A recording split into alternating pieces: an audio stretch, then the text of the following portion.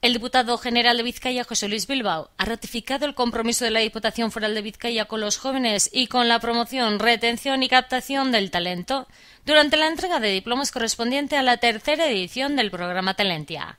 Y en esa línea ha recordado que la institución foral dispone de un plan de empleo juvenil y de un programa de becas para acompañar a la juventud en estos tiempos difíciles. José Luis Bilbao ha agradecido a los participantes en Talentia su apuesta por la excelencia, una apuesta que comparten con la Diputación Foral de Vizcaya.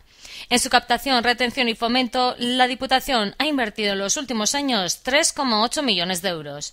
Y esa inversión ha permitido también incorporar a 85 talentos en 46 organizaciones de nuestro territorio.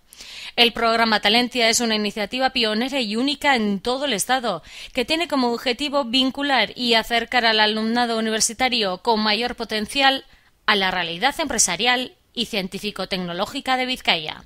Este programa, en el que por primera vez han participado las 3 universidades vascas, Universidad del País Vasco, Universidad de Deusto y Mondragón, Universitatea, ha contado en esta edición con 148 participantes.